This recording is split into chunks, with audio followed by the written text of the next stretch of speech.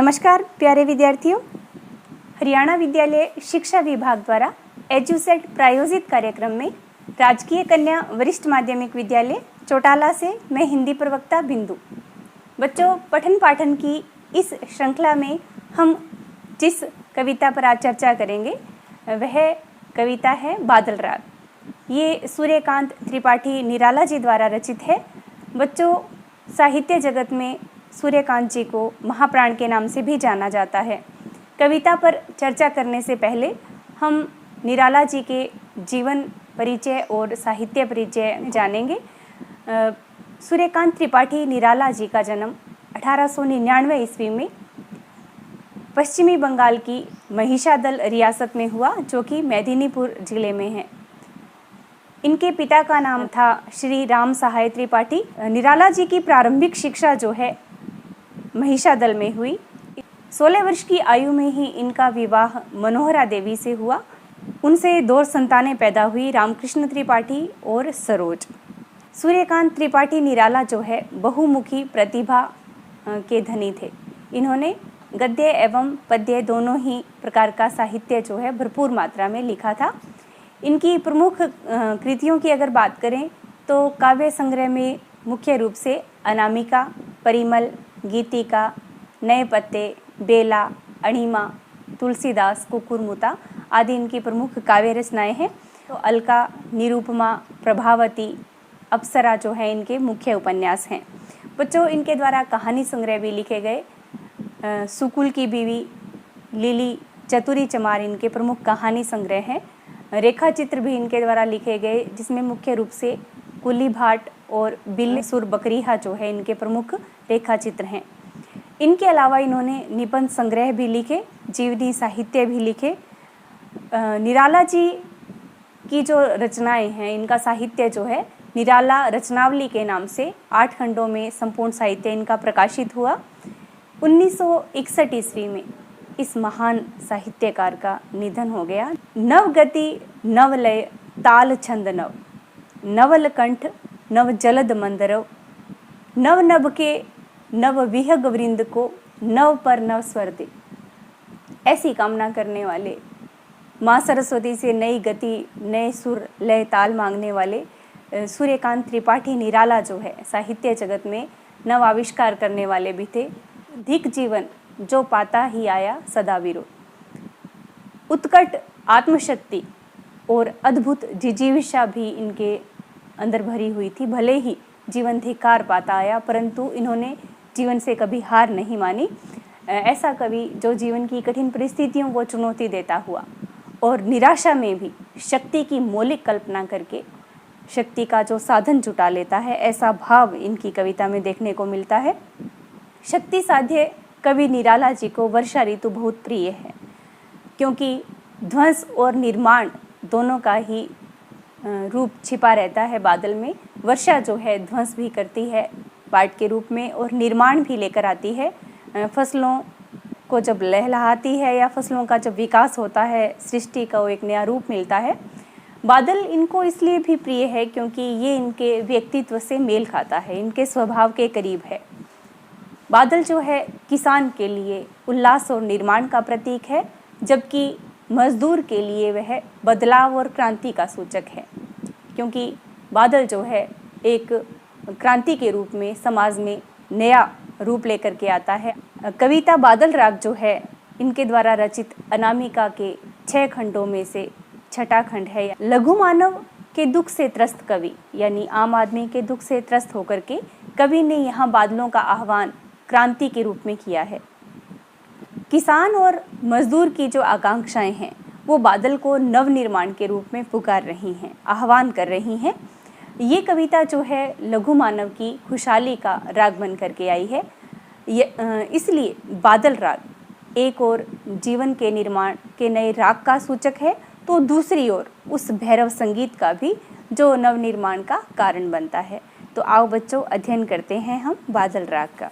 पहला पद्यांश जो हम पढ़ रहे हैं बच्चों, तिरती है समीर सागर पर, अस्थिर सुख पर दुख की छाया, जग के दग्ध हृदय पर निर्दय विप्लव की प्लावित माया, यह तेरी रणतरी भरी आकांक्षाओं से, घन भेरी गर्जन से उर में पृथ्वी के, आशाओं से नवजीवन की ऊंचा कर सिर ताक रहे हैं, ए विप्लव के बादल फिर। तो पहले बात करते हैं बच्चों प्रसंग की। ये पद्यांश जो है हमारी पाठ्य पुस्तक आरोह भाग 2 से लिया गया है। इसके रचयिता हैं सूर्यकांत त्रिपाठी निराला जी, और इन्होंने इन पंक्तियों के माध्यम से क्रांति के अग्रदूत बादल का आह्वान किया है, ताकि वो आकर के जग में विनाश के माध्यम से, एक क्रांति के माध्यम से उच्च वर्ग जो है उसकी जो जनता को शोषित करने की प्रवृत्ति है उसको मानो डुबो करके, और शोषित वर्ग जो है उन्हें एक नवजीवन प्रदान करने के लिए वो क्रांति दूत बादलों का आह्वान करता है। ये इसका प्रसंग है बच्चों। कठिन शब्दों के अर्थ हम साथ साथ करते जाएंगे। तो पहली पंक्ति, तिरती है समीर सागर पर। समीर सागर रूपक अलंकार लिए हुए है। समीर सागर यानी वायु रूपी सागर पर तुम तैरते हो। देखो पंक्ति काफ़ी लंबी है कि तिरती है समीर सागर पर, अस्थिर सुख पर दुख की छाया, जग के दग्ध हृदय पर निर्दय विप्लव की प्लावित माया, यह तेरी रणतरी भरी आकांक्षाओं से घन। तो घन यानी बादल को संबोधित करते हुए ये कहता है, हे घन, हे बादल, क्रांति के अग्रदूत बादल, तिरती है समीर सागर पर, वायु रूपी सागर के ऊपर तुम तैरा करते हो। इस प्रकार जैसे अस्थिर सुख पर दुख की छाया मंडराती है, सुख स्थायी नहीं है, अस्थिर हैं, आते हैं चले जाते हैं, और दुख की छाया उन पर हमेशा मंडराती रहती है कि दुख जो है सुख के बाद अवश्य आएंगे। तो ऐसा एक डर, भय जो है जग के दग्ध हृदय पर, यानी संसार के लोगों के मन में, हृदय में हमेशा एक डर समाया रहता है कि संसार के जो हृदय हैं वो दग्ध हो चले हैं, पीड़ित हो चले हैं, इस दुख की आशंका में कि सुख के बाद दुख अवश्य रूप से आने वाले हैं। और धनी वर्ग मूल रूप से, जिन्हें ये लगता है कि उन्होंने बहुत सुख भोगे हैं परंतु उनके बाद दुख अवश्य रूप से आएंगे। तो हे बादल, निर्दय विप्लव की प्लावित माया, तुम अपनी इस निर्दय यानी क्रूर, विप्लव यानी विनाश या क्रांति के रूप में प्लावित माया रचो, यानी डुबो देने वाली, संसार का विनाश कर देने वाली ऐसी माया, ऐसी क्रीड़ा करो। किससे? यह तेरी रणतरी, तुम ये जो युद्ध रूपी नौका के रूप में आते हो, यानी रणतरी, रण युद्ध होता है और तरी नौका को कहा जाता है। तो यह तेरी रणतरी, मानो कि बादल तुम एक युद्ध रूपी नौका को सजा करके लाते हो। हे घन, भरी आकांक्षाओं से, मानो ये आकांक्षाएं, इच्छाएं समेटे हुए हैं, भरकर आई हैं। जिस प्रकार युद्ध की नौका में अस्त्र शस्त्र सुसज्जित रहते हैं, वैसे ही तुम्हारे भीतर भी लोगों की आकांक्षाएं, इच्छाएं समाई है। भेरी गर्जन से, भेरी गर्जन करो। युद्ध का में जैसे गर्जन होती है, भेरी नगाड़े को कहा जाता है, और गर्जन माने आवाज़ या शोर जो होती है। तो तुम अपनी गर्जन तर्जन से, अपने बादलों के गरजने से जो आवाज़ होती है, तो मानो युद्ध का नगाड़ा जैसे युद्ध भूमि में आने से बजाया जाता है। तो सजग सुप्त अंकुर उर में पृथ्वी के, सुप्त अंकुर, सोए हुए जो अंकुर हैं, अंकुर बीज का वो रूप है, जब पौधा विकसित होने से पहले जब बीज फूटता है, अंकुर कहा जाता है उसे। तो तुम्हारी भेरी गर्जन से पृथ्वी के उर यानी हृदय में समाये हुए सजग सुप्त अंकुर, जो सोए हुए अंकुर हैं वो भी सजग हो जाते हैं, जागृत हो जाते हैं। जिस प्रकार युद्ध भूमि में नगाड़ों की आवाज़ सुन करके सैनिक सभी जागृत हो जाते हैं, युद्ध की तैयारी करते हैं, तो भी उसी प्रकार जो सामान्य जन हैं, सोए हुए जन हैं, या आम आदमी जो है, मानो उनके हृदय भी बहुत प्रसन्न हो गए हैं, और वो उठ करके मानो सजग हो करके झांकने लगते हैं तुम्हारी ओर। नवजीवन की, पृथ्वी के आशाओं से नवजीवन की, उर में पृथ्वी के, यानी पृथ्वी के उर में छुपे हुए वो नव पौधे जो विकसित होने वाले हैं, सोए हुए जो अंकुर हैं, वो आशाओं से झांकने लगते हैं। किसकी आशा में? नवजीवन की आशा में, कि मानो उन्हें एक नया जीवन मिलने वाला है। ऊंचा कर सिर, वो सिर ऊंचा कर करके झांकने लगते हैं। बच्चों देखो पंक्ति आई है सजग सुप्त अंकुर, सोए हुए अंकुर, तो मानो अंकुरों को एक मनुष्य के रूप में जागृत किया जा रहा है, मानवीकरण अलंकार है। ऐसे ही उर में पृथ्वी के, पृथ्वी का हृदय मनुष्य का हृदय होता है। पृथ्वी हालांकि एक निर्जीव वस्तु है परंतु मानवीकरण हुआ है। यहाँ भी ऊंचा कर सिर ताक रहे हैं, वो पौधे मानो सिर उठा उठा करके ताकते हैं, देखते हैं किसकी ओर, बादल की ओर देखते हैं। उन्हें एक आशा है, नए जीवन की आशा है, इसी आशा से वो टकटकी लगा करके ताकने लगते हैं, सिर उठा करके देखने लगते हैं बादल की ओर कि हे बादल तुम आओ और ऐसा विनाश करो, ऐसी क्रांति ले आओ, इतना गर्जन तर्जन हो मानो जिससे सोए हुए अंकुर भी जाग उठे और नए जीवन की आशा का उनमें संचार होने लगे। विप्लव के बादल फिर, तो ओ विनाश लाने वाले, क्रांति लाने वाले बादल तुम फिर उमड़ घुमड़ करके आओ और गर्जन तर्जन, भेरी गर्जन करो, जिससे पृथ्वी के गर्भ में सोए हुए अंकुर भी जाग उठे। कहने का अभिप्राय है कि वे व्यक्ति जो दुख से त्रस्त होकर के सोए हुए के समान बहुत ही दीनहीन अवस्था में पड़े थे, वे भी बादलों को देख करके सजग हो उठते हैं, जागृत हो उठते हैं और आशा भरी नज़रों से देखने लगते हैं कि अब जब बादल बरसेंगे, इस प्रकार से घनघोर गर्जन करेंगे, तो शोषक वर्ग जो है वो घबरा उठेगा, उन्हें अपने सुख जो हैं अस्थायी नज़र आने लगेंगे और उन्हें दुख की छाया अपने सुखों पर मंडराती हुई प्रतीत होगी, क्योंकि शोषित वर्ग के पास खोने के लिए कुछ भी नहीं है, इसलिए वो बादलों को देख करके सदैव ही प्रसन्न होते हैं। तो ये इसका अर्थ है बच्चों। अब काव्य सौंदर्य और भाषागत विशेषता की अगर बात करें तो साहित्यिक खड़ी बोली का प्रयोग निराला जी द्वारा इन पंक्तियों में किया गया है। तत्सम और तद्भव शब्दावली है। ओज गुण की इस कविता में प्रधानता है। संबोधन शैली है, क्योंकि बादल को पुकारा जा रहा है, संबोधित किया जा रहा है। दृश्य व नाद बीम है, यानी देखने से हमारे सामने एक दृश्य सा उत्पन्न होता है, जैसे आवाज़ें मानो युद्ध भूमि की, नगाड़ों की, तो दृश्य और नाद बीम का सफल प्रयोग हुआ है। बात करें अलंकारों की तो समीर सागर यहाँ रूपक अलंकार है। इसके साथ ही निर्दय विप्लव की प्लावित माया, तो यहाँ भी रूपक अलंकार का प्रयोग हुआ है। इसके अलावा रणतरी यानी युद्ध रूपिनों का रूपक अलंकार आया है। सजग सुप्त अंकुर, यहाँ सजग सुप्त से की आवृत्ति होने से अनुप्रास अलंकार है, परंतु सोए हुए अंकुर की बात करें, पौधे सो रहे हैं, तो यहाँ मानवीकरण अलंकार भी है। इसके अलावा उर में पृथ्वी के दिल में छुपे हुए आशाओं से नवजीवन की ताक रहे हैं, कौन पे छोटे पौधे ताक रहे हैं, तो यहाँ भी क्या है, मानवीकरण अलंकार का सुंदर प्रयोग हुआ है। यह दो शब्द हैं फिर, तो फिर यानी तुम बार बार आकर के गर्जन करो। यहाँ पुनरुक्ति प्रकाश अलंकार है जब, और पंक्तियाँ जो हैं छंद मुक्त है। तो ये दूसरा पद्यांश है बच्चों।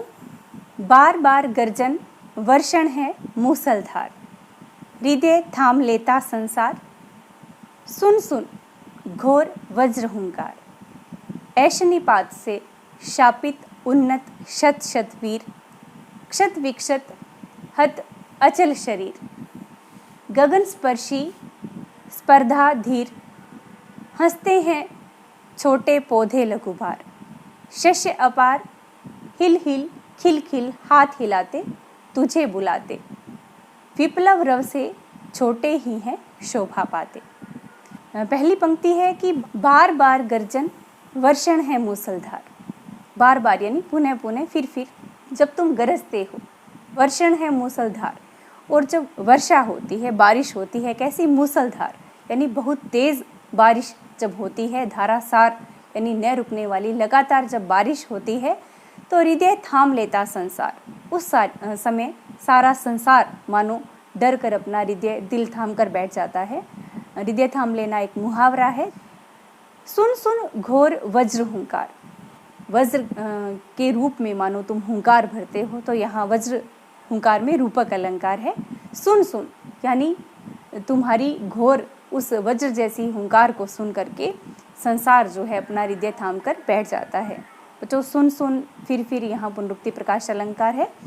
ऐशनीपात से शापित उन्नत शत शतवीर, क्षत विक्षत हत अचल शरीर। ऐशनीपात से, ऐशनीपात यानी बिजली का, पात माने गिरना।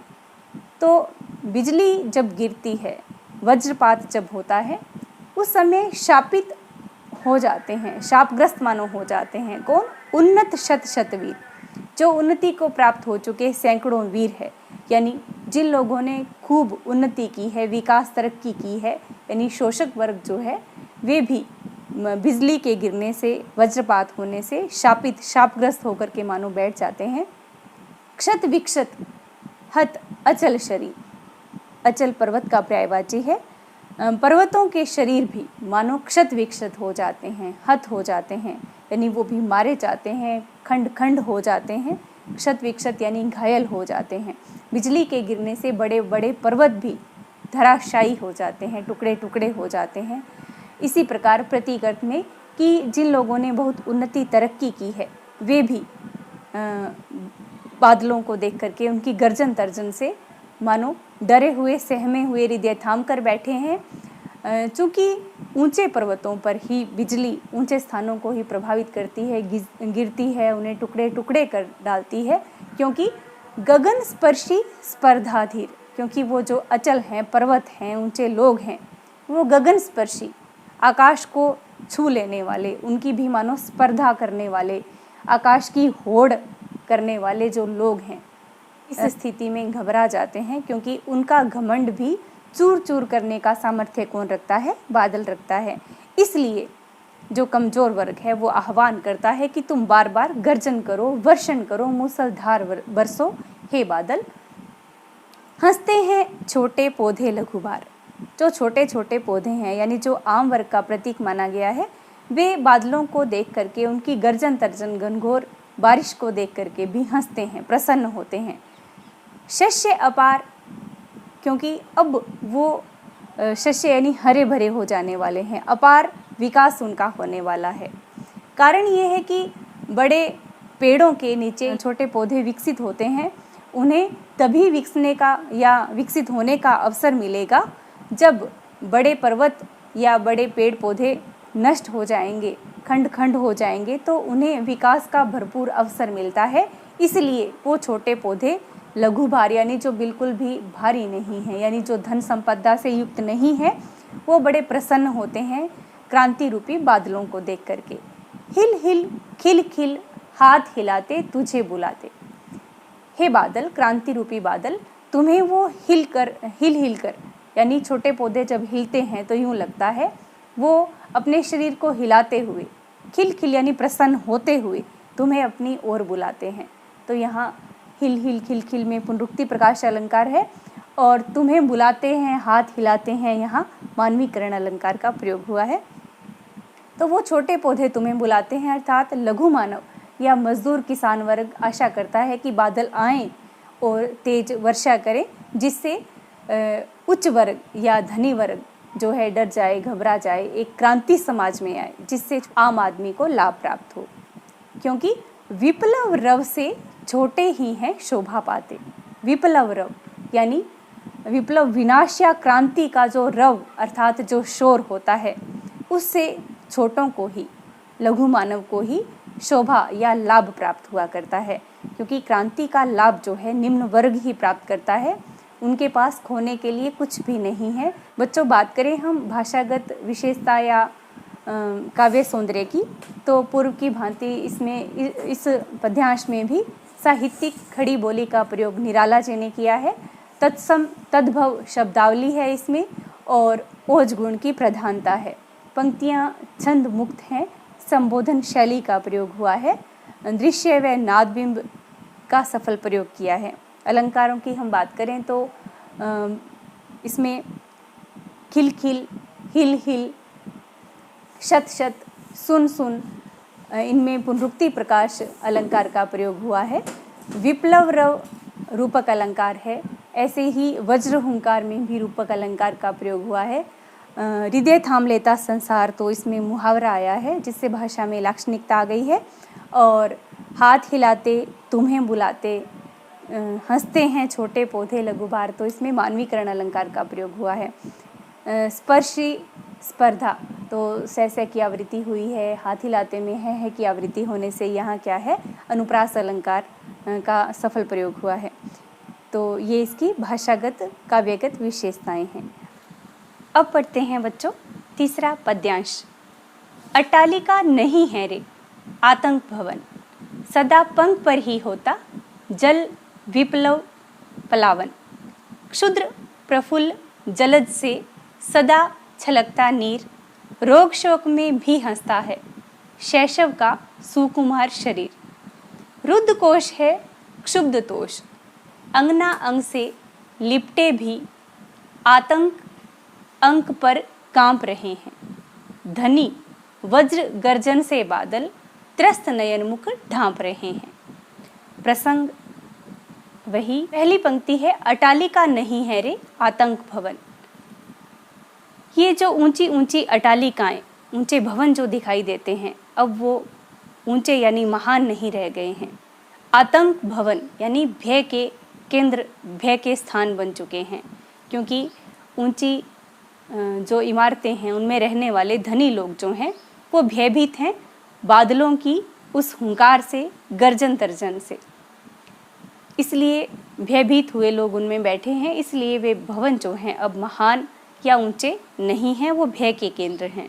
सदा पंख पर ही होता जल विप्लव प्लावन, पंख अर्थात कीचड़ पर ही, जल विप्लव प्लावन, जल के द्वारा जो विनाश, विप्लव यानी विनाश या क्रांति लाई जाती है, प्लावन यानी बाढ़, वह बाढ़ हमेशा कीचड़ पर ही अपना रौद्र रूप दिखाया करती है, क्योंकि बाढ़ का पानी अपने साथ कीचड़ आदि को बहा कर ले जाता है। उसी प्रकार बादलों के गर्जन तर्जन से कीचड़ के रूप में जो धनी वर्ग यहाँ दर्शाया गया है, उसका शोषण भी मानो उस कीचड़ के समान बहकर, जैसे बाढ़ के पानी के साथ कीचड़ बह जाता है, वैसे ही मानो उच्च वर्ग के द्वारा किया जाने वाला शोषण भी इस क्रांति के बाढ़ में बह जाने वाला है। क्षुद्र प्रफुल्ल जलज से सदा छलकता नीर, क्षुद्र माने छोटे से, प्रफुल्ल माने प्रफुल्लित यानी प्रसन्न हुए, जलज अर्थात कमल से, सदा छलकता नीर।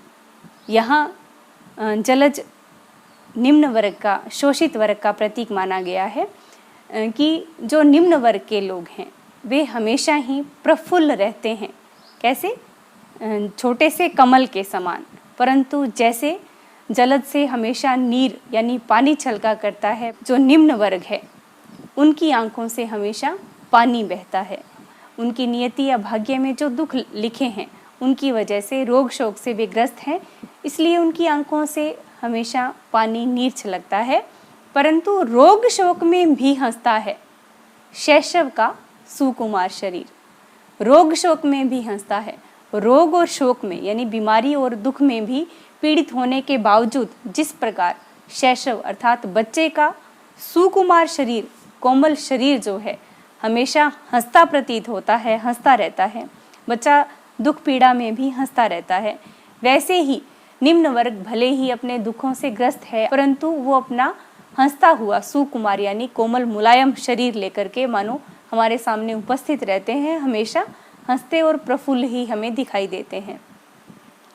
रुद्ध कोश है क्षुब्ध तोष, रुद्ध कोश है, रुद्ध यानी अवरुद्ध हो चुके हैं, भर चुके हैं, कोश यानी खजाना।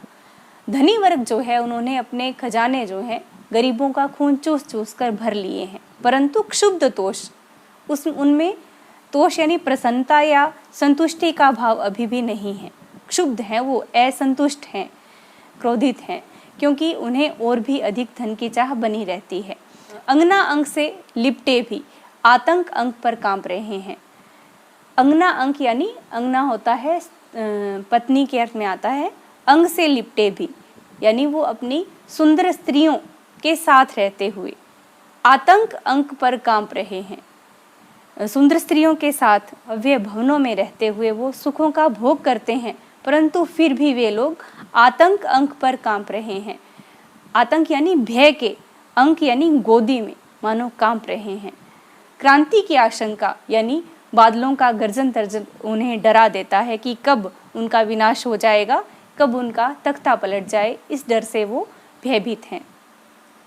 धनी वज्र गर्जन से बादल त्रस्त नयन मुख ढांप रहे हैं। जो धनी वर्ग है वो वज्र जैसी गर्जना को सुन करके, हे बादल तुम्हारी इस घनघोर गर्जना को सुन करके त्रस्त यानी डरे हुए, भयभीत होकर के नयन मुख ढांप रहे हैं। भय जो है उनकी आंखों में दिखाई देता है और इस डर को छुपाने के लिए मुख ढांप रहे हैं। वो अपने मुंह को छुपाए हुए हैं, मुंह उन्होंने अपना छिपा लिया है, क्योंकि वो अपना भय दिखाना नहीं चाहते कि हम क्रांति से डरते हैं। ये इसका भावार्थ है। बच्चों, बात करते हैं भाषागत विशेषताओं की, काव्यगत सौंदर्य की। तो भाषा जो है साहित्यिक खड़ी बोली हिंदी का प्रयोग हुआ है। तत्सम तद्भव शब्दावली जो है प्रयोग की गई है। इसके साथ ही संबोधन शैली का प्रयोग हुआ है। पंक्तियां जो हैं छंद मुक्त हैं और ओज गुण की प्रधानता देखने को मिलती है। बच्चों, बात करते हैं अलंकार की। तो आतंक भवन और आतंक अंक, इन दोनों में रूपक अलंकार का प्रयोग हुआ है। रोग शोक शब्द मिलते जुलते हैं। पद मैत्री अलंकार का प्रयोग हुआ है। अंगना अंग से लिपटे हुए, तो ए की आवृत्ति से अनुप्रास अलंकार का सफल प्रयोग हुआ है। तो ये इस पद्यांश की पंक्तियां हैं बच्चों। जीर्ण बाहु है शीर्ण शरीर, तुझे बुलाता कृष्क अधीर। ए विप्लव के वीर, चूस लिया है उसका सार, हाड़ मात्र ही है आधार। ए जीवन के पारावार। प्रसंग वही, तो पंक्तियों का अर्थ या व्याख्या हम करते हैं। जीर्ण बाहु है शीर्ण शरीर, यानी कृषक या मजदूर वर्ग जो है उनकी भुजाएं जीर्ण यानी जर्जर कटी फटी हैं। जर्जर भुजाओं वाला है शीर्ण शरीर और कमजोर शरीर जिसका हो चुका है। तुझे बुलाता कृषक अधीर, वो कृषक वर्ग यानी मजदूर वर्ग जो है तुम्हें अधीर होकर के, बेचैन होकर के बार बार बुलाता है। ए विप्लव के वीर, विप्लव यानी विनाश या क्रांति के सूचक हे वीर, हे बादल, तुम्हें बार बार कमजोर और शरीर वाला और जर्जर भुजाओं वाला कृषक वर्ग, मजदूर वर्ग तुम्हें बुलाता है, क्रांति का आह्वान करता है। हाड़ मात्र ही है आधार, उस कृषक का शरीर अब हाड़ मात्र ही बचा है। क्यों? क्योंकि उच्च वर्ग द्वारा, धनी या शोषक वर्ग द्वारा उसका भरपूर शोषण किया गया है। मानो उन्होंने उसके हाड़ मात्र उसे छोड़ा है, उसका खून और मांस मानो सब उन्होंने चूस लिया है, उसका शोषण किया है। तो उनका शरीर हड्डियों का ढांचा मात्र यानी हाड़ मात्र ही अब बचा है। ए जीवन के पारावार, यानी पारावार समुद्र को कहा जाता है। तो जीवन अमृत देने वाले समुद्र रूपी बादल, तुम आओ और गर्जन तर्जन से नया जीवन प्रदान करो, ताकि निम्न वर्ग को भी विकसित होने का अवसर मिले। ऐसा आह्वान जो है कवि ने इस कविता के माध्यम से किया है। बच्चों, बात करें भाषागत और काव्य सौंदर्य की, तो साहित्यिक खड़ी बोली का प्रयोग निराला जी द्वारा इन पंक्तियों में किया गया। तत्सम और तद्भव शब्दावली का सफल प्रयोग हुआ है। भाषा में ओज गुण की प्रधानता है। संबोधन शैली का प्रयोग हुआ है और दृश्य बिंब का भी सफल प्रयोग हुआ है। बात करें हम अलंकारों की, तो इसमें ए विप्लव के वीर, यहाँ रूपक अलंकार है। इसके साथ ही विप्लव वीर व्यय की आवृत्ति से अनुप्रास अलंकार भी है। जीर्ण बाहु है शीर्ण शरीर, तो इसमें अनुप्रास और पद मैत्री अलंकारों का सफल प्रयोग हुआ है। और ए जीवन के पारावार में भी रूपक अलंकार का प्रयोग हुआ है और पंक्तियां जो हैं छंद मुक्त हैं। तो अब बच्चों हम कविता से जुड़े हुए प्रश्नों पर चर्चा करते हैं। पहला प्रश्न है बच्चों, अस्थिर सुख पर दुख की छाया। पंक्ति में दुख की छाया किसे कहा गया है और क्यों? यहाँ दुख की छाया जो है संभावित क्रांति को कहा गया है। और क्यों कहा गया है? ये इसलिए कहा गया है क्योंकि जो धनी वर्ग है उन्होंने गरीबों का खून चूसकर, उनका शोषण करके खूब धन संपत्ति अर्जित की थी, परंतु क्रांति के आने से उन्हें वो अपना स्थायी सुख जो है अब अस्थायी लगने लगा है कि कहीं क्रांति से उनका धन वैभव कहीं नष्ट ना हो जाए, छीन ना लिया जाए। इस डर से उनके सुख जो हैं अस्थिर हो चले हैं और वे डरने लगे हैं। दुख की छाया जो है उनके सुखों पर मंडराने लगी है। अगला प्रश्न है, ऐशनीपात से शापित उन्नत शत शत वीर पंक्ति में किसकी ओर संकेत किया गया है? ऐशनीपात से शापित उन्नत शत शत वीर यानी जैसे बिजली के गिरने से उन्नत यानी ऊंचे उठे हुए बड़े बड़े पर्वत धराशायी हो जाते हैं, खंड खंड हो जाते हैं, उसी प्रकार क्रांति के आने से उच्च वर्ग भी, जिन्होंने अपने बाहुबल से बहुत धन एकत्र किया था, खूब समृद्धि जिन्होंने प्राप्त की थी, उन्नति जिन्होंने प्राप्त की थी, वे लोग अब भयभीत हैं। उन पर मानो वज्रपात होने वाला है। वे भी ऐशनीपात से मानो बिजली के गिरने से शापग्रस्त होने वाले हैं। वो सैकड़ों वे लोग जिन्होंने समृद्धि प्राप्त की है लोगों का शोषण करके, वे भी अब क्रांति के आगमन से घबराए हुए हैं। तो उन लोगों की ओर यहाँ संकेत किया गया है।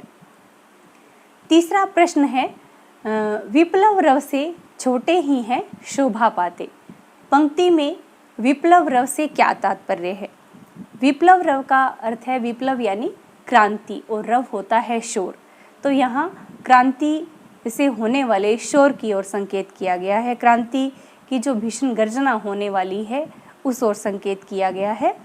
और अगला प्रश्न इसी में है कि छोटे ही हैं शोभा पाते, ऐसा क्यों कहा गया है? जब बिजली गिरती है या जब क्रांति के रूप में बादल गर्जन तर्जन करते हैं, मूसलधार वर्षा होती है और उस गर्जन तर्जन से जो वज्रपात होता है, तो बड़े पेड़ और पर्वत जब धराशायी हो जाते हैं, टुकड़े हो जाते हैं, तो उनके नीचे जन्म लेने वाले या उनके पास जो उत्पन्न हो रहे छोटे पौधे हैं उन्हें विकास का समुचित अवसर मिल जाता है। तो इसी प्रकार जो छोटे लोग हैं या निम्न वर्ग के जो लोग हैं उन्हें अब विकास करने का भरपूर अवसर मिलेगा। इसीलिए इन पंक्तियों में कहा गया है कि छोटे ही हैं शोभा पाते। अगला प्रश्न है कि बादलों के आगमन से प्रकृति में होने वाले किन किन परिवर्तनों की ओर कविता रेखांकित करती है या कविता में संकेत किया गया है? तो बच्चों, जब बादल आते हैं, बादलों का आगमन होता है, उस समय ठंडी और तेज़ हवा चलने लगती है। साथ ही पृथ्वी के अंदर जो सोए हुए रूप में जो छोटे अंकुर हैं वे भी मानो जागृत हो उठते हैं, अपना सिर हिलाने लगते हैं। बादलों के मूसलधार बरसने से, तेज बारिश होने से नदी नाले जो हैं वो पानी से भर जाते हैं। इसके अलावा जो कीचड़ आदि है वो भी वर्षा जल अपने साथ बहा करके ले जाता है। इसके साथ ही छोटे पौधे जो हैं और फसलें हैं उन्हें विकसित होने का अवसर मिलता है। उनका भी भरपूर विकास जो है वर्षा के आगमन से होता है। तो ये प्रकृति में होने वाले मुख्य परिवर्तन हैं जो बादलों के बरसने से होते हैं। अगला प्रश्न है बच्चों, पूरी कविता में प्रकृति का मानवीकरण किया गया है। आपको प्रकृति का कौन सा मानवीय रूप पसंद आया और क्यों?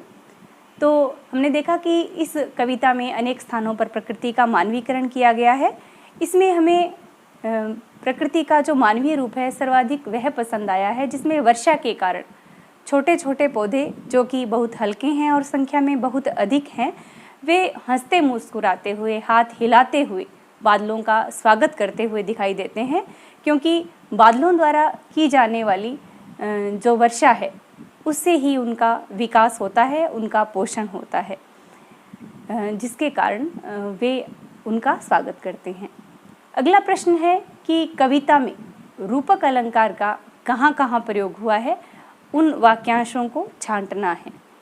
जो स्थान रूपक अलंकार को लिए हुए हैं, तिरती है समीर सागर पर, पहली ही पंक्ति तो समीर रूपी सागर, अगली पंक्ति अस्थिर सुख पर दुख की छाया, यहाँ रूपक अलंकार है।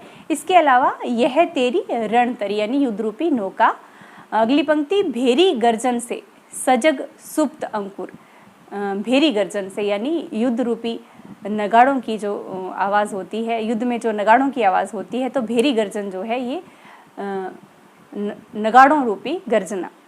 ए विप्लव के बादल, यहाँ रूपक अलंकार है। इसके बाद विप्लव रव से छोटे ही हैं शोभा पाते। विप्लव रव यानी क्रांति का जो शोर है, क्रांति रूपी शोर से अटालिका नहीं है रे आतंक भवन, यानी आतंक रूपी भवन रूपक अलंकार है। फिर है आतंक अंक पर कांप रहे हैं, यानी आतंक रूपी गोद में वे कांप रहे हैं धनी वर्ग के लोग। फिर है ए विप्लव के वीर, तो विप्लव रूपी वीर यहाँ कहा गया है। फिर है ए जीवन के पारावार, यानी जीवन रूपी समुद्र के रूप में, यानी जीवन अमृत देने वाले समुद्र के रूप में बादलों को रेखांकित किया है। इस कविता में बादल के लिए ए विप्लव के वीर, ए जीवन के पारावार जैसे संबोधन आए हैं। इसी प्रकार बादल राग कविता के जो अन्य 5 खंड हैं उनमें भी कई संबोधनों का इस्तेमाल किया गया है। तो उन संबोधनों का प्रयोग जैसे अरे वर्ष के हर्ष, मेरे पागल बादल, ए निर्बंध, ए स्वच्छंद, ए उद्दाम, ए सम्राट, ए विप्लव के पलावन, ए अनंत के चंचल शिशु कुमार। तो उपयुक्त संबोधनों की व्याख्या करनी है कि ये किस अर्थ में प्रयुक्त हुए हैं और बादल के लिए इन संबोधनों का क्या औचित्य है।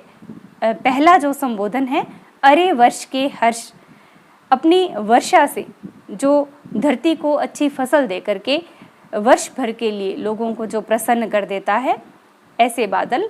फिर है मेरे पागल बादल, यानी जो हमेशा अपनी मस्ती में ही चूर रहता है, ऐसा बादल। फिर है ए निर्बंध, यानी जिस पर कोई भी बंधन लागू नहीं होता, जो बिना किसी बंधन के मुक्त रहता है। ए स्वच्छंद, यानी अपनी इच्छा के अनुरूप जो विचरण करता है, ऐसा बादल। ए उद्दाम, जो जोश खरोश से भरपूर है, ऐसे बादल को संबोधित किया गया है। फिर है ए सम्राट, जो सम्राट की तरह रहता है, वैसा बादल। ए विप्लव के पलावन, यानी अपनी धारासार वर्षा से, मूसलधार बारिश से जो बाढ़ लाने की योग्यता रखता है, ऐसे बादल। और फिर अंतिम है ए अनंत के चंचल शिशु सुकुमार, यानी ईश्वर का चंचल व कोमल बालक रूपी बादल यहाँ संबोधित इसे किया गया है। बच्चों, ये एक प्रश्न भी है कि बादल के लिए इन संबोधनों का क्या औचित्य है। तो इस रूप में बादल को संबोधित करने का औचित्य यही है कि बादलों की महिमा का मंडन किया जा सके और उनकी विशेषताओं को बताया जा सके। अगला और अंतिम प्रश्न है बच्चों, कविता को प्रभावी बनाने के लिए कई विशेषणों का प्रयोग कवि ने सायास इस कविता में किया है। जैसे अस्थिर सुख पर दुख की छाया, सुख के साथ अस्थिर विशेषण जो आया है, इसने सुख के अर्थ में विशेष प्रभाव पैदा कर दिया है।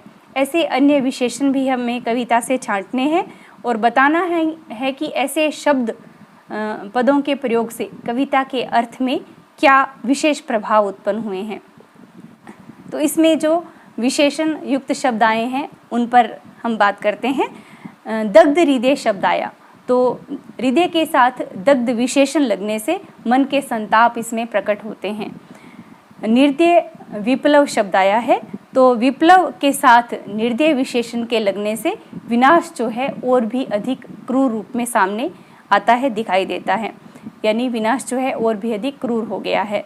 फिर है सुप्त अंकुर, अंकुर यानी जो सोए हुए हैं, तो सुप्त शब्द लगने से, विशेषण लगने से अंकुर की मिट्टी में दबी हुई अवस्था का बोध होता है कि वो अभी तक धरती में ही दबे हुए हैं। घोर वज्र हुंकार, हुंकार के साथ घोर और वज्र शब्द लगने से इसमें भयानकता का समावेश हो गया है। क्षत विक्षत हत अचल शरीर, तो शरीर के साथ क्षत विक्षत और हत विशेषण जो है दुर्दशा को व्यक्त करते हैं। फिर है प्रफुल्ल जलज, यानी कमल के साथ प्रफुल्ल जो विशेषण आया है उसकी खिलावट यानी उसके खिलने को प्रकट करता है। फिर है रुद्ध कोश शब्द, तो कोश के साथ रुद्र विशेषण जो आया है ये भरे हुए खजानों की तरफ, जो रुद्ध हो चुके हैं, भरे हुए हैं, उनकी ओर संकेत करता है।